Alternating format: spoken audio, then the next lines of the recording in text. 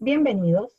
El día de hoy vamos a tratar el tema cuidados de enfermería del paciente hospitalizado por COVID-19.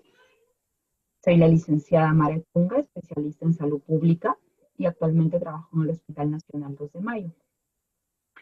El objetivo de la sesión del día de hoy es dar a conocer el manejo de enfermería en el paciente hospitalizado por COVID-19, donde aprenderemos un poco de lo que es el proceso de cuidar y comprender la importancia de mantener un cuidado de calidad y con calidez al paciente hasta el final de su permanencia en la sala de hospitalización.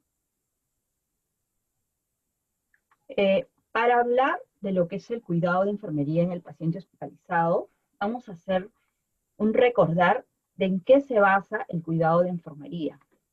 En realidad, hablar de lo que es cuidado de enfermería en paciente COVID, si bien es cierto, cuando inicia la pandemia, a todos nos toma por sorpresa, ya que teníamos un nuevo reto para poderlo enfrentar.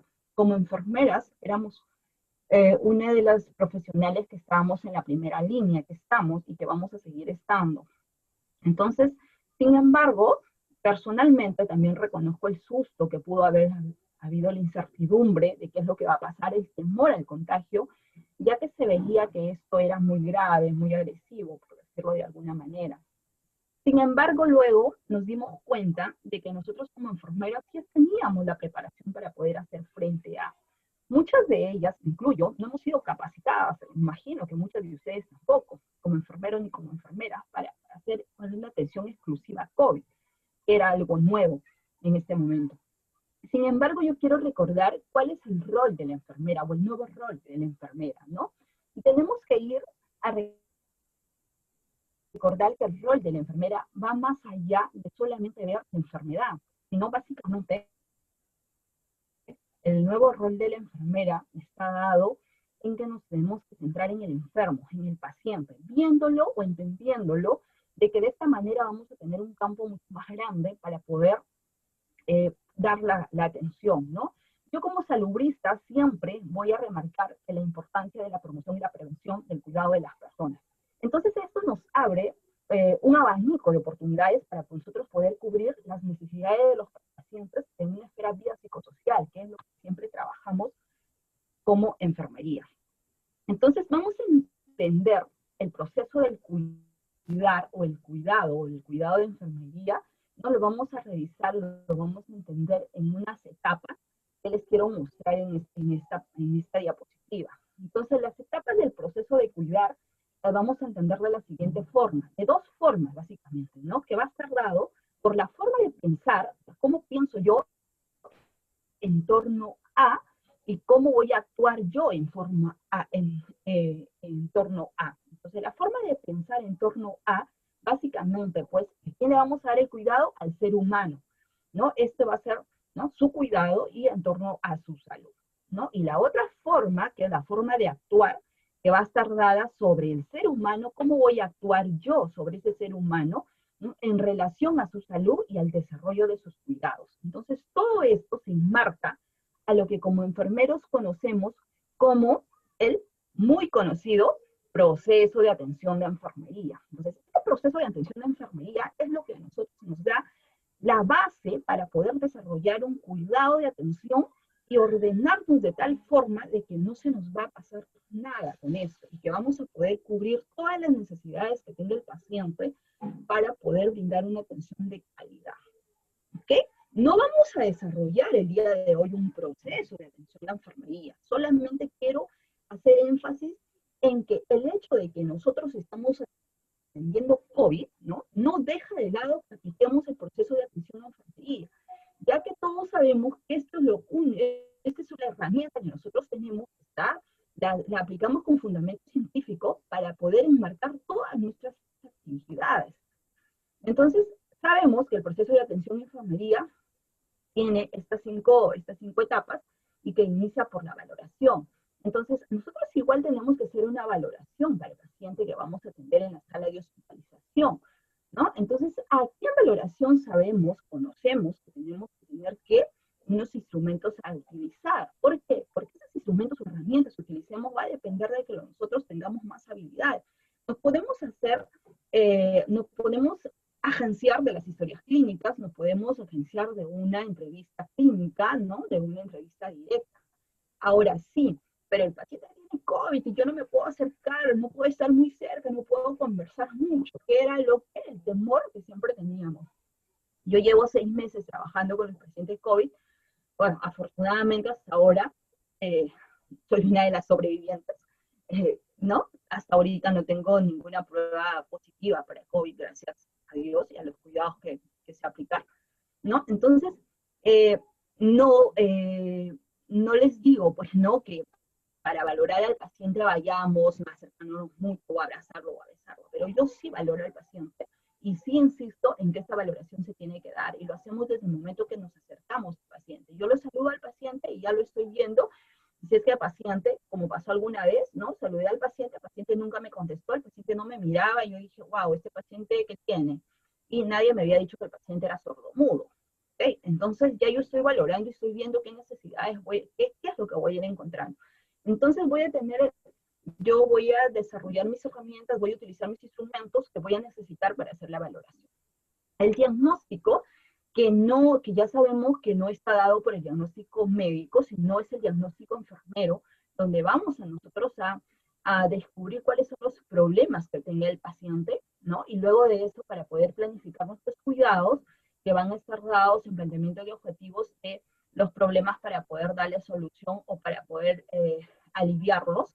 Y luego de eso pasamos a la etapa de intervención con el desarrollo de las actividades que nosotros hemos planificado y cómo finalmente tenemos la evaluación de cuidados. Entonces, este proceso de atención, señores, señoras, señoritas, lo desarrollamos nosotros durante toda la atención que hacemos y no escapa de hacerlo en los pacientes que están atendiendo a los pacientes con COVID-19. ¿Okay? Lo hacemos en cada momento, lo hacemos de forma automática, ¿no? Cuando nos piden regístralo, cuando nos piden elabóralo, se nos hace un mundo, pero si nosotros lo analizamos, lo hacemos en todo momento de forma automática, porque si no, no haríamos la forma. Bien, entonces, habiendo hecho un pequeño recordar de todo ello, nosotros vamos a tener la base de la presentación, son los cuidados de enfermería, ¿no? Entonces, yo solamente quiero hacer énfasis que los cuidados de enfermería, ¿no? Que vamos a tener con los pacientes COVID, básicamente son, señores, lo que hacemos con todos los pacientes, pero vamos a enmarcar los controles de signos vitales que son fundamentales. Entonces, esto va a depender también, el horario va a depender del lugar donde estemos trabajando, del acuerdo que se haya quedado, si se va a hacer cada 6 horas, si se va a hacer cada 8 horas. ¿Ok? Entonces, según esos acuerdos, nosotros vamos a poder elaborar, ¿no? Podemos elaborar formatos, podemos elaborar fichas que nos permita monitorizar a estos pacientes. Perdón. Entonces, el control de signos vitales que va a ser necesario poder estandarizar cuál va a ser la frecuencia para poderlo realizar, ¿no? Lo siguiente que tenemos que tener en cuenta para los cuidados de enfermería es la administración de oxígeno.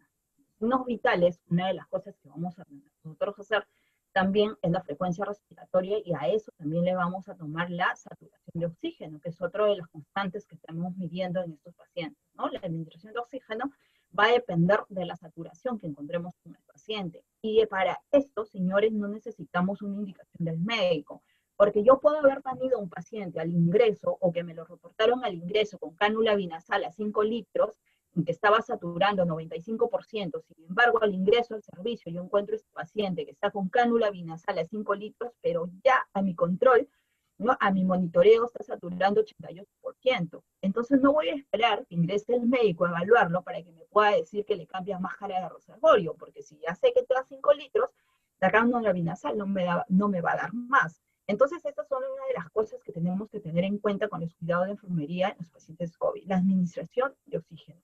Y a la vez, el cuidado del dispositivo. ¿Por qué el cuidado del dispositivo? Los pacientes hospitalizados por COVID-19 tienen la necesidad de oxígeno muy grande. Muchos de ellos están con bolsas de reservorio, con máscara de reservorio, y estos pacientes, a pesar de tener la máxima disponibilidad, que es el 15 litros, los de 15 litros, los pacientes tienen necesidad de más oxígeno. Entonces, muchas veces se les abre todo. Bueno, en el hospital tenemos el oxígeno que pasa por tuberías, el oxígeno empotrado, y se les termina abriendo toda la llave, y resulta que al tener mayor presión, el líquido, ¿no?, del humidificador empieza a atravesarse por el dispositivo y empezamos a tener la bolsa de reservorio llena de agua. Entonces, he ahí la importancia del cuidado de este dispositivo, ¿no? Poder ver si es que está llenándose de agua, o si es cánula binasal, poder observar. ¿Por qué? Porque con la mucosidad se van a tapar los orificios, entonces ya no va a cumplir con su función de que es de aportar el oxígeno que necesita el paciente. Otra de las cosas que tenemos que tener en cuenta es el examen físico completo. Me dirás, Mara, pero volvemos a lo mismo, el paciente tiene COVID, o sea, yo no me voy a acercar para hacer el examen físico. Señores, el examen físico es importante. No les pido, como vuelvo a repetir, a que vayan a abrazar al paciente, pero sí es importante el examen físico. Entonces, el examen físico yo lo voy a hacer, ¿no?, cuando de repente el personal técnico le está cambiando pañal, cuando lo está moviendo, al ingreso del paciente igual, yo puedo destapar, descubrirlo, para poder ver cómo está ese paciente, puedo movilizarlo en lo que le ayude a movilizar. ¿Por qué? Porque los pacientes que llegan con COVID-19 son pacientes de diferentes edades. Uno, son pacientes con diferentes comorbilidades. Entonces yo puedo tener un paciente que de repente ha ingresado, pero que nadie se dio cuenta que es un paciente pie diabético, ¿verdad? Entonces tengo que ir observando si ese paciente cómo está, ¿verdad?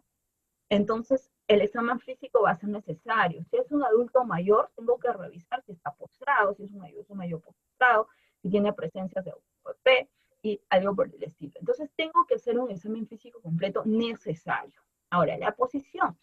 Es importante, ¿no?, la posición, y he puesto aquí pronación, porque es una de las posiciones que estamos aplicando en los pacientes con COVID. La posición, los pacientes adoptan, generalmente los pacientes que están hospitalizados por COVID-19 adoptan la posición de semi-Fowler o Fowler. Sin embargo, también hay que ir viendo el tema de la posición lateralizados, ¿no?, laterales, y también la pronación. Es importante, ya que esto va a ayudarles, más adelante les he puesto unas diapositivas para poderlo revisar un poquito más a fondo. Eso va a ayudar mucho en la mejora de la oxigenación del paciente, para la desinflamación de los pulmones. Y también vamos a tener en cuenta la administración del líquido. Recuerdo mucho en un inicio, cuando recién empecé a dar mucho líquido. El paciente tomaba, los familiares le traían litros de agua, ¿no?, más el líquido que se hidrataba. Entonces también hubo acá un problema con la administración de líquidos. Hoy en día tenemos que tener en cuenta que la administración de líquidos tiene que ser monitorizada. ¿Por qué? Porque si no podemos causar una sobrecarga de líquidos en los pacientes. Y hay que tener en cuenta que tenemos pacientes renales, pacientes cardíacos, ¿no?, los que no podemos abusar tampoco de la administración de líquidos. El aseo de la cavidad oral. Muy importante. Muchos de los pacientes que ingresan por COVID, ¿no?, son pacientes que van a tener dificultad respiratoria y que esta puede irse empeorando, ¿no?, empeorando cada vez un poco más. Entonces, ¿qué es lo que sucede? El paciente empieza a dejar de ingerir alimentos. El paciente se le coloca una sonda nasogástrica y nos olvidamos de la boca. De pronto el paciente empieza a desarrollar, ¿qué va a desarrollar? Aftas, hongos, ¿no?, Muget, y eso va a empezar a causar otro problema sumado al que ya tiene el paciente. Importantísimo también el cuidado de enfermería y ejercicios respiratorios. Pero eso no es netamente de medicina física y rehabilitación. Nosotros también lo sabemos, señores. Yo les cuento la experiencia, ¿no? En la sala donde yo trabajo, hasta el día de hoy no entra medicina física y rehabilitación. Ya que en el hospital, los pocos compañeros que trabajan en medicina física y rehabilitación básicamente se están dedicando a hacerlo en las salas de UCI, para apoyar a estos pacientes con la recuperación. Sin embargo, en las salas de hospitalización que eran de medicina, que ahora son COVID, no entra medicina física y rehabilitación. Entonces es importante que nosotros como enfermeros podamos reconocer, ¿no?, cuando ya el paciente está empezando a salir. Ya, obviamente eso lo va a ir haciendo el paciente cuando ya tiene la capacidad de poder recibir indicaciones, ¿no? El paciente cuando ya está saliendo de la máscara de reservorio y ya está pasando a la cánula binasal, vemos ya su mejoría, empezar a enseñarle los ejercicios respiratorios, ¿no?, al paciente, para que pueda ayudar en su recuperación. Otra de las cosas también que es importantísimo hacerlos como enfermeros, como enfermeras, es observar observar los cambios de comportamiento o el nivel de conciencia en los pacientes. Recordemos que estos pacientes pueden hacer hipoxias. Entonces, la alteración del nivel de conciencia tenemos que tenerla en cuenta, o no necesariamente en eso. También tenemos pacientes que pueden tener secuelas de DCB, pacientes con demencia senil. Entonces, tenemos que observarlo. ¿Por qué? Porque depende de esto también para que nosotros podamos organizar nuestros cuidados y ver si es un paciente para ver el cuidado de la cama, si la cama tiene barandas, si de repente vamos a necesitar en algún momento ponerle sujeción mecánica para evitar que el paciente se lastime. Recuerden que la sujeción mecánica no es simplemente porque yo quiero dejar al paciente sujetado o porque me tengo que retirar de ahí, sino es para evitar, ¿no?, que el paciente se pueda hacer daño, para cuidar su integridad. ¿Okay? Si el paciente está con alteración del nivel de conciencia y es un paciente que tiene sondanas gástricas, es un paciente que tiene un CBC, es un paciente que tiene un catéter periférico, este paciente se lo puede sacar. Entonces hay que tener cuidado con ello también. Bueno, acá puse mantener el paciente hidratado, lo cual es básico, ¿no? Entonces hacer un balance hidroelectrolítico, que eso también es primordial. Todos los pacientes hospitalizados deben de tener un balance hidroelectrolítico mientras están en la sala. Mantener un acceso venoso permeable, básico, básico, básico. Y acá también vamos a tener en cuenta algo.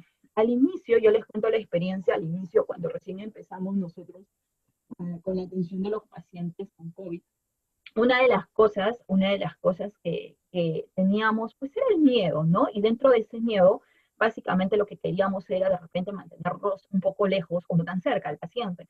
Entonces, una de las cosas que se quedó fue que los accesos, los catéteres se cambiaran, los catéteres periféricos, las glánulas se cambiaran cada 5 días. Yo les cuento la experiencia, sin ánimo de hablar mal de nadie. Empezamos a tener problemas unos a otros. ¿Por qué? Porque de pronto encontrábamos vías complicadas, de repente podían estar en mal estado, y eso nos causaba problemas para poder iniciar un tratamiento al inicio del cambio de vida, básicamente, ¿no? Entonces luego volvimos a lo que siempre manejamos como enfermería, que son los 3 días, con excepción de los pacientes con acceso difícil, que sí podemos darles un chance hasta los 5 días, si es que el acceso está en buen estado, ¿verdad? Entonces es importante ello, ¿no? Otra de las cosas es cumplir con el tratamiento indicado. Acá remarco 2 cosas que para mí son de vital importancia, que vienen a ser las dosis y los horarios indicados. ¿Por qué remarco estas 2 cosas? Porque con la presencia del COVID, cuando nosotros nos hemos enfrentado a horarios más, se podría decir, a horarios que de repente hemos tenido que adaptarnos para poder tener disponibilidad para poder entrar y darle el tratamiento, ¿no? Y también a las dosis que muchas veces han sido dosis nuevas con medicamentos nuevos que de repente poco lo conocíamos. Entonces es importante acá poder cumplir. Muchas veces cuando nosotros hacemos la actualización de los CARDEX, ¿no?, el vaciado de los RP, nos damos con las sorpresas de que de repente hay cosas que nos parecen raras. Entonces yo siempre digo, es mejor pecar de exceso que pecar de defecto. Entonces si hay dudas, mejor aclarémosla, ¿no? Porque incluso nuestra experiencia, nosotros también, si vemos una dosis media rara, no vamos a poder consultarla y ver si es la indicada o no. Y a veces me he dado con la sorpresa, pues, de que lo que yo sospechaba era de que había un error ahí, y pues será, ¿verdad? O como puede ser que sí es lo que se indicaba. Entonces eso hay que tenerlo en cuenta. Ahora, con el tema del soporte nutricional, también hay que tener en cuenta que es importantísimo para la recuperación de los pacientes COVID. ¿Y por qué hago énfasis en eso? Soporte nutricional, Mara, pero eso lo ve nutrición. Sí, pues lo ve nutrición. Nutrición es el que se encarga de dar las dietas, pero yo como enfermera voy a poder verificar, o estoy en la capacidad de poder verificar si la dieta que me trajo nutrición, el paciente la está comiendo o no, ¿no? He tenido casos de pacientes que no tienen dientes siquiera y les traen una dieta completa. Entonces, ¿qué paciente lo va a comer? Simplemente no lo va a comer. O un paciente que está haciendo complicaciones, ¿no?, con el estrés respiratorio y que de repente ya no puede comer. Entonces yo tengo que tener la capacidad, o estoy entrenada para poder hacer la observación. ¿Sabe qué, doctor? Ese paciente tenemos que ponerle una sonda nasogástrica. ¿Sabe qué, señorita de nutrición? A este paciente hay que cambiarme de la dieta, doctor. Actualízale la dieta porque este paciente no va. Entonces esas son cosas que son importantísimas. El paciente que Entonces no podemos darnos el lujo de dejarlo que no se coma el paciente. Dentro de los pacientes que tenemos hospitalizados por COVID-19, muchos de ellos son, ¿no?, pacientes que tienen enfermedades, dentro de ellos son los diabéticos. Entonces estos pacientes hay que hacer un control minucioso de lo que es su glucosa. Entonces, infaltable, ¿no?, su glucómetro, controles de glucosa que tenemos que estar haciendo para poder nivelarlo. Y hay que tener en cuenta que dentro de los tratamientos que reciben los pacientes, algunos de ellos también tienden a subir la glucosa de los pacientes. Entonces es básico poder hacer un chequeo para hacer un monitoreo de ello, ¿verdad? Otra de las cosas que tenemos que tener en cuenta está en la prevención de complicaciones. Wow, pero yo no voy a prevenir, o sea que de mí depende, de mis cuidados depende que el paciente pase de un COVID severo a un COVID crítico. No me estoy refiriendo a eso. Hablo de complicaciones, de las complicaciones que pueda presentar el paciente, como son las úlceras por presión, complicaciones que puede ser como la deshidratación, como la desnutrición. Entonces son cosas que nosotros lo podemos evitar también, ¿no? Restricción de las visitas. Acá voy a ampliar un poquito más de repente. Dentro de los protocolos que se pusieron en marcha para la hospitalización de pacientes, ¿no?, esto está la restricción de visitas. Los pacientes hospitalizados por COVID no tienen visita, ¿no? Y esto se está dando en todos los hospitales. Los pacientes con COVID no tienen visitas, que hablan de pacientes adultos, básicamente, ¿no?, que es con lo que yo trabajo. Entonces, ¿qué hacer con ellos? Entonces, muchos de los pacientes, ellos ni siquiera están enterados de que una vez que ingresan ahí, sus familiares no pueden entrar a verlos. Entonces, muchos de ellos te preguntan, señorita, no han venido a verme, mi familiar ya se olvidó de mí, ¿por qué no vienen a verme? Y eso les causa depresión. Entonces nosotros tenemos que explicarles cómo funciona. Entonces cuando el paciente ingresa a la sala de hospitalización, una de las cosas que yo hago es recibir al paciente personalmente. Yo lo recibo al paciente personalmente, me presento con el paciente y le explico a dónde está llegando, señor. Soy fulana de tal, soy la licenciada fulana de tal, mire, el día de hoy yo voy a estar todo el día con usted está llegando a la sala tal, está en la cama tal, ¿tiene algún teléfono traído? No tengo un teléfono, ok. ¿Tiene algún número de teléfono? Sí tengo, ya, déjame ese número de teléfono, hay que dárselo, ¿no? O nosotras mismas incluso llamamos, o le damos al médico, o nosotras mismas llamamos al familiar para decirle en qué servicio está el paciente, en qué cama está, ¿no? Y las cosas que necesita para que le puedan llevar y las puedan dejar y hacérsela llegar al paciente. ¿Ok? Entonces, buscar las alternativas que puedan hacer. Para el informe médico, lo que se hace es que es el médico el encargado de llamar al familiar, ¿no?, al teléfono que dejan como referencia, se le llama en cierto horario para poder dar el informe, ¿no? Sin embargo, eso no quita que yo como enfermera pueda llamar al familiar para pedirle algunas cosas que el paciente necesite. Ya que el médico se va a encargar solo de decirle su estado de salud desde el punto de vista médico, y si es que necesita algún material, alguna medicina más que no haya en la farmacia. Entonces esas cosas son importantes, ¿no? Tengo la experiencia de haber tenido, como les decía antes, un paciente sordomudo, ¿no? Entonces el señor se comunicaba con su familia y el señor sí entiende el lenguaje escrito, entiende muy bien por señas. Entonces una de las cosas que yo hago cada que entro, porque es uno de los pacientes que tiene regular tiempo y me da mucho gusto porque está saliendo, llegó muy mal a la sala y el día de hoy está muy bien, ¿no? Bueno, no está excelente, pero está recuperándose y va a salir el señor. Entonces he llegado a conversar con su familiar por su teléfono, ¿no? Ellos hacen videollamada, ellos se comunican por señas, pero cuando yo me acerco y ellos están hablando, el señor me pide que por favor le explique a su familiar qué es lo que está, cómo está yendo, ¿no? Está bien. Entonces yo empiezo a explicarle, le cuento cómo está yendo, qué es lo que estamos haciendo, qué tratamiento está recibiendo, y eso en realidad le da al paciente un poco más de confianza, un poco más de seguridad. Entonces buscar alternativas para poder, ¿no? Averiguar, ¿no? Y por eso es que voy a volver al inicio, cuando era el tema de la valoración, averiguarnos quiénes son las personas con que el paciente vive y quiénes son su fuerza, su motor, lo que le va a dar ánimo, ya que estos pacientes sufren de depresión mientras están hospitalizados. Entonces, sabemos que la depresión es una de las cosas que les va a jugar en contra para la recuperación a estos pacientes. Entonces, tenemos que ayudarnos, ¿no? Buscar qué es lo que podemos utilizar como para darles ánimo a ellos. La escucha activa. Importantísimo, escucha activa. La escucha activa es un cuidado de enfermería, Mara. Pues sí, es un cuidado de enfermería, la escucha activa. Es importante que aprendamos a escuchar. Muchas enfermeras, y lo digo con mucha pena, no sabemos escuchar a los pacientes. ¿Okay?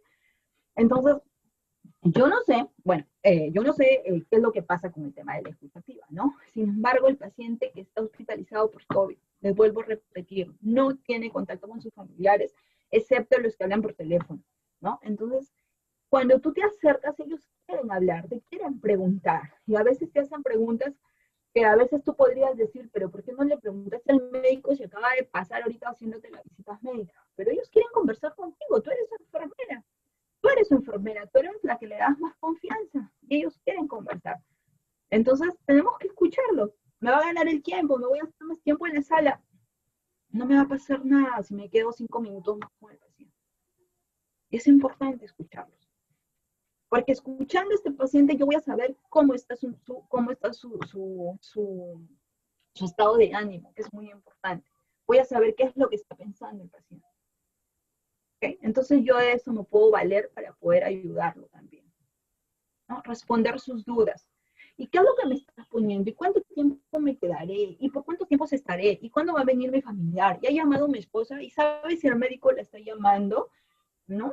Y lo otro también, a veces nosotros escuchamos entre las conversaciones, porque los pacientes que están hospitalizados no son pacientes que no están enfermos toda su vida. Son pacientes que han estado trabajando de repente y de la noche a la mañana empezaron a sentirse mal y ya están hospitalizados. Pacientes que han tenido un trabajo, que tienen un montón de problemas. Y escuchamos pacientes hablar por teléfono, pelearse con sus familias, llorar, gritar, panicar.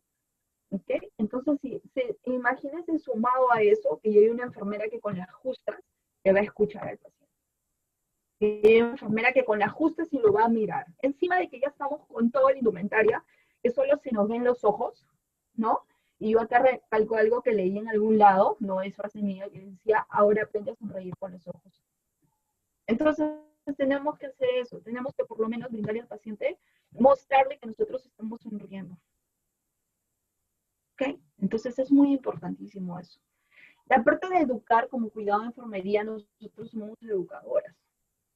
Nosotros enfermeros, enfermeras somos educadoras. Y eso lo sabemos todos. Entonces tenemos que educar al paciente, sobre todo al paciente que ya está recuperándose y que se va a ir de alta. Básico, educarlo. Al paciente que está en la sala cuando ingresa también tenemos que educarlo. Porque tenemos que educarlo para el uso del oxígeno. Tenemos que educarlo para el tema de cómo se va a mover. Tenemos que educarlo para cómo se va a comer, cómo se va a sentar. ¿Ok? Una de las cosas que se me está olvidando aquí, una de las cosas que se me está olvidando y que es básico, con el tema de la oxigenación, ahorita que hablé del tema de comer, con el tema de oxigenación, es poder nosotros tener en cuenta que cuando el paciente está con máscara de reservorio, al momento de comer, debemos ponerle una cánula binasal para que el paciente pueda comer, si no el paciente no va a poder comer. Paciente con máscara de reservorio 15 litros, se lo saca para comer, se va a agotar. Entonces tenemos que ponerle una cánula binasal de 5 litros mínimo, máximo, para que pueda comer y no tener ese agotamiento. ¿Okay? Importante estas cosas. ¿Okay? Entonces la educación va a ir para el paciente, ¿no? Por ejemplo, tenemos pacientitos que son obesos. La mayoría de pacientes que están ingresando ahorita, en esta semana, son pacientes muy obesos, hombres, mujeres obesos. Hay algunos que en su mayoría, afortunadamente, en estas últimas semanas se están recuperando, están mostrando signos de recuperación. Entonces hay que educarlos a cómo van a manejar su vida, el tema de su alimentación más adelante. La importancia que está de que puedan bajar de peso. Un señor me decía, que ya se fue de alto, un señor la semana pasada, le decía yo, señor, saliendo de acá, usted tiene que proponerse bajar de peso. El señor me diría 1,50 m y no me equivoco si es que estaba por 100 kilos ahí, en el momento. Y me dice, señorita, ¿más? Y yo le digo, ¿qué? ¿Cuánto pesabas? Yo pesaba 120 kilos. Okay.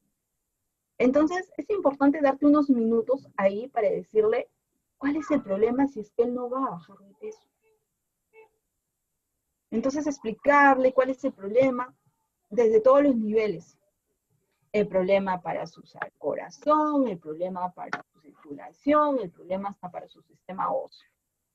¿Ven? Entonces es importantísimo.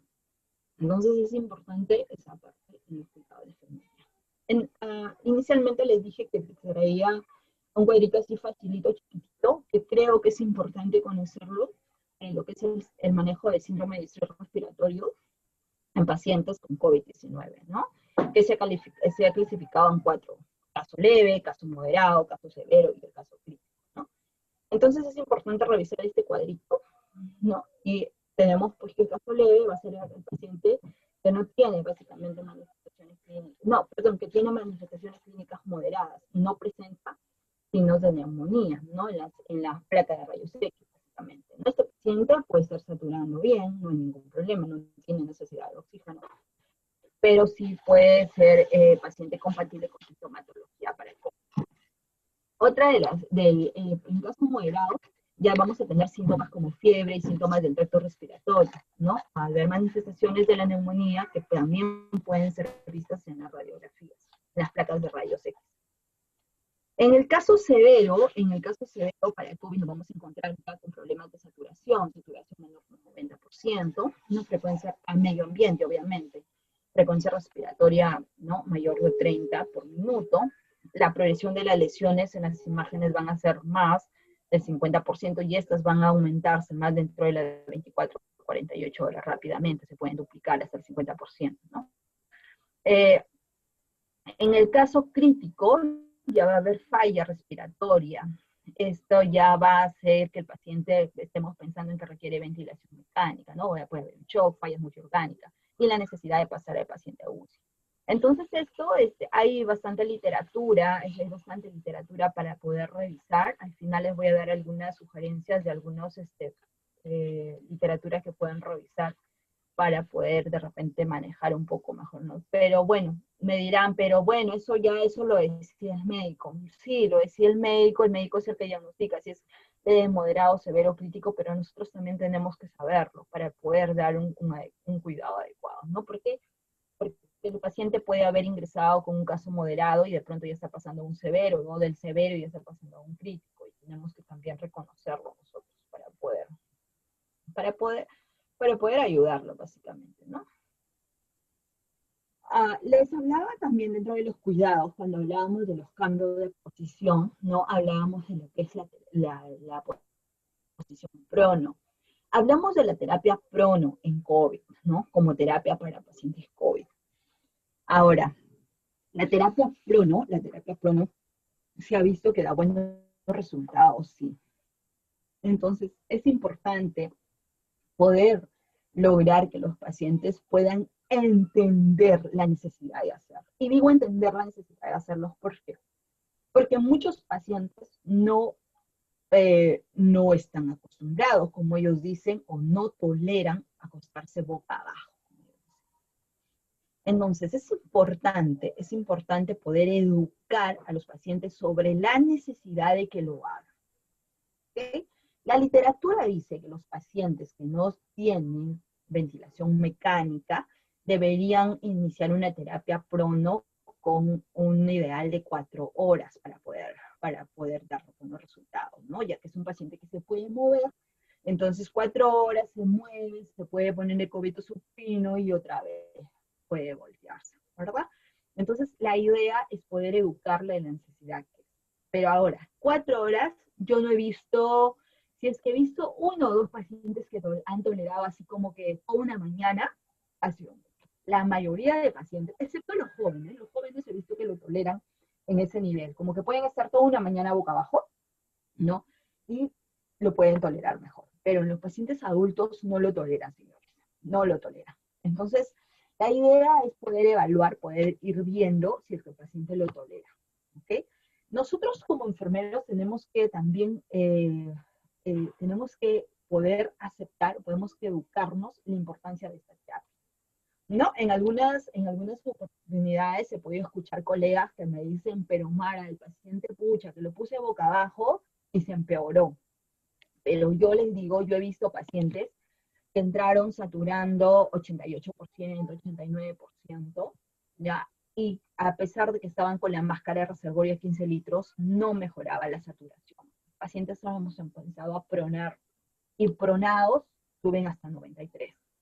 Al paciente se le sigue pronando, el paciente se le sigue pronando, y eso que nosotros ya no importa, señor, mire, ¿sabe qué? Vamos a pronarte una hora, ya, una hora con reloj, te pronamos una hora, luego te volvemos a pronar y luego así, y vamos aumentando los tiempos, van aumentando, el paciente le ayuda, el paciente va a salir, le va a ayudar mucho. ¿Por qué? Porque como dice acá, ¿no? El corazón va a descansar sobre el esternón, eso le va a quitar peso a los pulmones y va a ganar la capacidad para la expansión pulmonar. Entonces, esa es una de las cosas que tenemos que tener en cuenta, ¿no? Va a ayudar, el hecho de tener la posición prono va a ayudar a mejorar a la expectoración, mejorando aún más el intercambio gaseoso. Entonces, va a ayudar mucho eso, ¿no? Cuando está el paciente en posición supina, las áreas dorsales, como dice aquí, ¿no? Las áreas dorsales pulmonares son más comprimidas por el contenido abdominal, y a eso sumamos lo que es un paciente obeso. ¿Ok? Sumémosle que es un paciente obeso, ¿no? En la posición prona van a ser solamente pequeñas porciones, ¿no? De las áreas ventrales y pulmonares, las áreas ventrales pulmonares son afectadas. Entonces ya va a ser menos, solo pequeñas porciones de las áreas ventrales pulmonares van a ser afectadas. ¿Ok? Entonces es importantísimo la posición prona, ¿no? Mejora el intercambio gaseoso, al lograr una mejor distribución de las zonas pulmonares. Se ha demostrado efectividad, como les decía antes, en el tratamiento a pacientes con síndrome de estrés respiratorio agudo por COVID, ¿no? Es importante preparar al equipo si no tiene experiencia, ¿no? ¿Por qué? Sobre todo, esta parte hace énfasis a lo que es para los pacientes de terapia prono en UCI. Esa es otra historia, ¿no? Simplemente lo quise recalcar aquí, ¿no? Aquí estoy hablando yo de hospitalización de un paciente sin ventilación mecánica. Es un paciente, estamos hablando de un paciente con ventilación espontánea, con un dispositivo de máscara de reservorio, básicamente.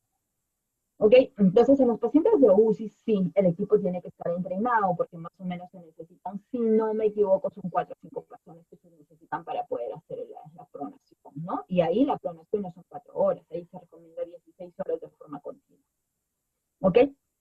Dice también que la pronación, ¿no? La decisión de pronar debe ser precoz, no se debe esperar a que el paciente ya esté saturando 75% para yo pronarlo, debe ser precoz. Yo debo concientizar al paciente que se tiene que pronar.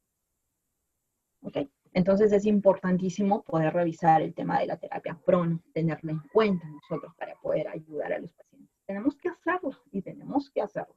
Pacientes muy obesos, pacientes que no se pueden mover, podemos ayudarnos entre todos para poderlo hacer. Podemos ayudarlo en el momento que pasa el médico la visita para poder hacerlo entre todos. ¿Okay? Entonces hay que tener en cuenta. Hay contraindicaciones para la terapia prono que me pareció importante poderlas recalcar para todos nosotros. Entonces, un paciente con hemoptisis masiva no se puede pronar. Un paciente que tenga una PA media menor de 65 tampoco. Las mujeres embarazadas tampoco, ¿no? Pacientes con drenaje torácico anterior. Es difícil que tengamos quemados de repente con COVID, pero bueno, es importante recalcarlo, ¿no? Que como contraindicación para la terapia prona. Pacientes con cirugía traqueal, fractura de pelvis, fémur, ¿no? Entonces, es importante conocer que esto está contraindicado en estos casos, la terapia prona. Ok, Mara, ¿y por qué hablas de paciente terminal? ¿Por qué hablas de paciente terminal, señores? Esta es la parte fea de la atención en COVID. Sí, es la parte fea, es la parte que a mí personalmente me toca. Me toca. Uf, sí. Entonces, ¿por qué? Muchos de los pacientes COVID, señores, muchos de los pacientes COVID no van a salir de la sala, como yo digo, caminando, ¿no? Entonces, ¿a quién le llamamos paciente terminal? ¿No? Sabemos nosotros, paciente terminal, aquel que tiene una enfermedad avanzada, progresiva, incurable. Hasta ahorita nosotros no tenemos una cura para el COVID. Esperamos de cómo reacciona el organismo de cada paciente para poder salir, ¿no? ¿A qué otro se le llama paciente terminal? También, aquel que tiene falta de posibilidades razonables para la respuesta del tratamiento. Y eso es lo que vemos a veces, muchas veces en los pacientes COVID, que no tuvieron respuesta al tratamiento. ¿Qué otra cosa? Presentan numerosos problemas o síntomas intensos múltiples y cambiantes. Entonces, son algunas características de los pacientes terminales. ¿Okay? Entonces, el paciente terminal va a tener un gran impacto emocional, ¿no? Gran impacto emocional causa el paciente terminal en los pacientes, en la familia y el equipo, básicamente, ¿no? Si es que consideramos un equipo sensible, ¿no? Y esto va a estar relacionado obviamente con la presencia de la muerte. El paciente terminal es aquel que el médico te dice, le llama a la familia y le dice, señora, ¿sabe qué? Mire, estamos haciendo todo lo posible, estamos dándole tratamiento, pero su pronóstico es reservado. Entonces, el pronóstico reservado es porque estamos hablando de un paciente terminal. ¿Y por qué lo puse aquí? Porque creo yo que es una de las cosas que como enfermeros, como enfermeras, señores, no debemos olvidarlos. Lo triste de COVID es que estos pacientes fallecen estando conscientes. Son pacientes lúcidos, ¿ok? Lúcidos, se dan cuenta de todo. Como que hay algunos, pues, de que ya sí tienen alteración de conciencia, ¿no? Pero he visto fallecer pacientes lúcidos. Entonces, ¿qué es lo que tenemos que hacer como enfermeras? Yo los animo a que si son creyentes, a que si creen que tenemos un Dios, que nos podamos apoyar de eso. Ahorita no tenemos la facilidad de poder llamar a un sacerdote, a que de repente, o a un pastor, dependiendo de la religión del paciente, porque obvio que hay que respetar eso, a que pueda entrar a darle los santos óleos, o a que pueda entrar a hacerle una confesión, o a que pueda entrar a conversar con él simplemente, ¿verdad? Entonces, muchos de estos pacientes, como les decía anteriormente, son pacientes que han estado haciendo una vida normal hace un día antes de ser hospitalizados. Y he visto muchos pacientes que han llegado caminando y que no pudieron salir porque no respondieron al tratamiento. Entonces, estos pacientes necesitan de nosotros porque nosotros ya nos damos cuenta, nosotros podemos ir valorando a este paciente y saber que el paciente no va a salir.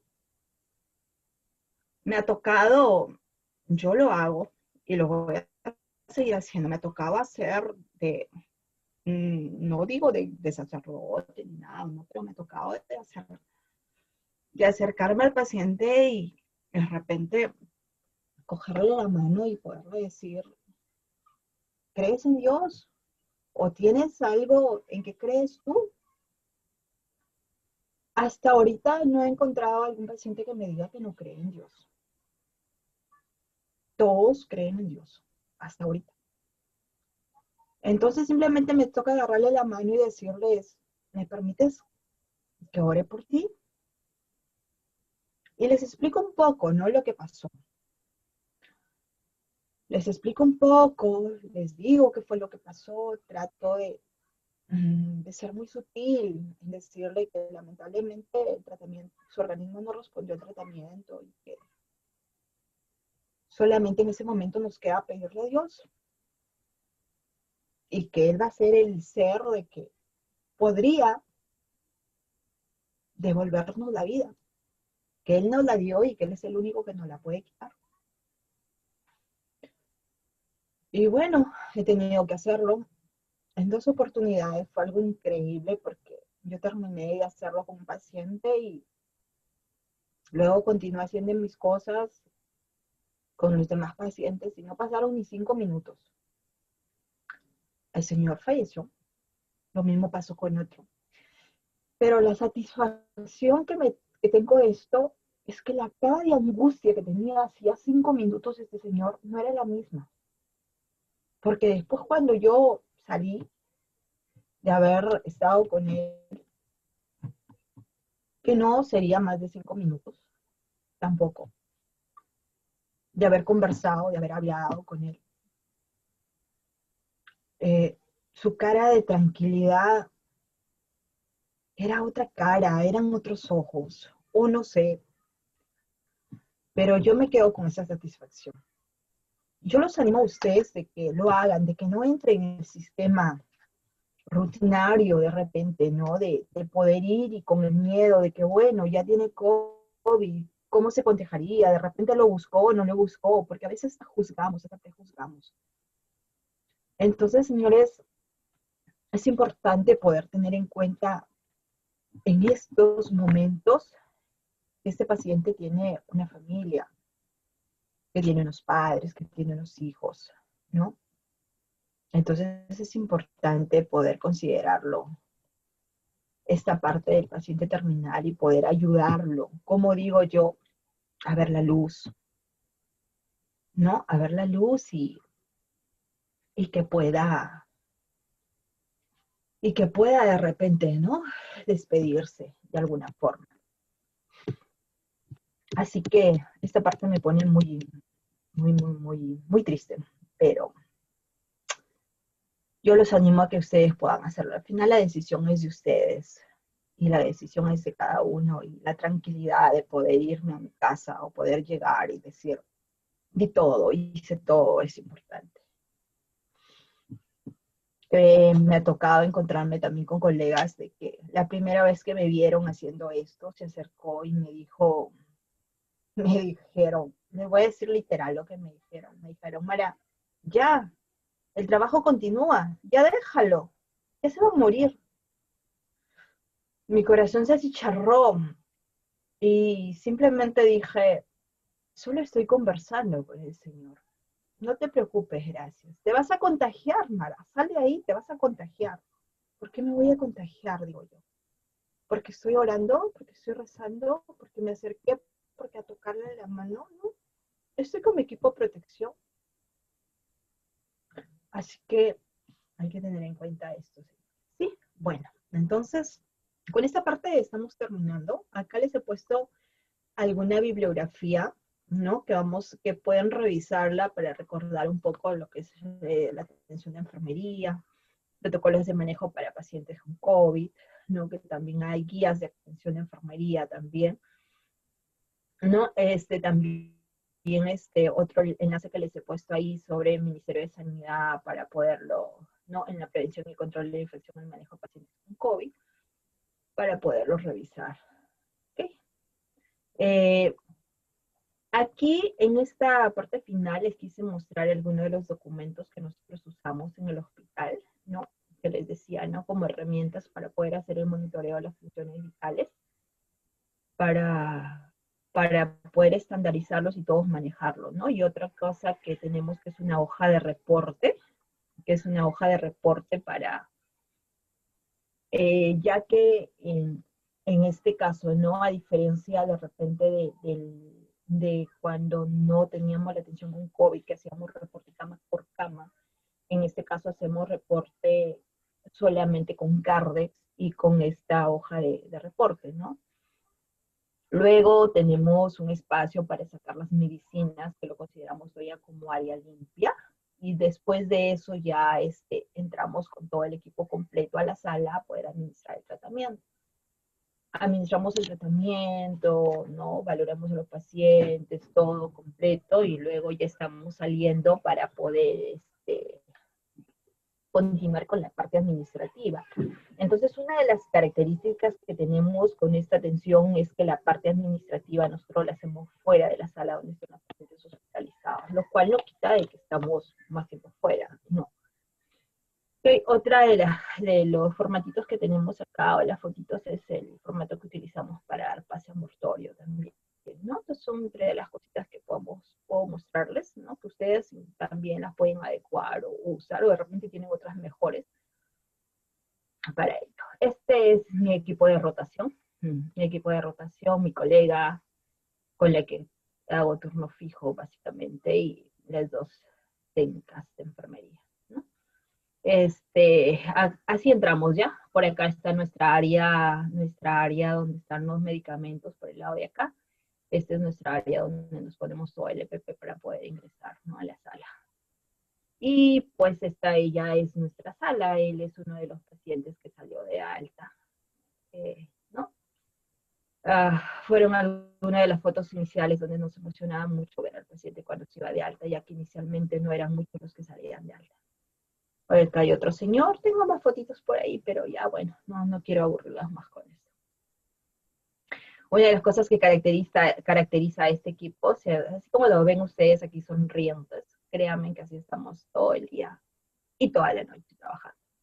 Porque una de las cosas que yo le digo a ellas es que tenemos que sonreír a los pacientes. Y nosotros entramos y los pacientes saben, los pacientes nos reconocen ya. Bueno, yo específicamente le pongo el nombre a mi casco.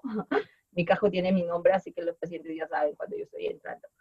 Oye, ellos se dan cuenta, te reconocen por la voz y todo, si no reconocen, nos dicen, ya llegaron las que se ríen todo el día. Y sí, pues, y no es que nos reamos de los pacientes, ¿no? Sino que vamos conversando ahí, les hacemos bromitas, a veces ponemos un poquito de música para poder pasarla, para poder cambiarles el ánimo, ¿no? Y son cosas de que les ayudan, creo yo, a ellos, ¿no? Entonces esas cositas son importantes también. Entonces, yo los animo a que ustedes puedan también armar su forma de atención, trabajar con equipo, ¿no? Como equipo. Bueno, muchas gracias por su gentil atención. Conmigo será hasta una próxima oportunidad. Gracias.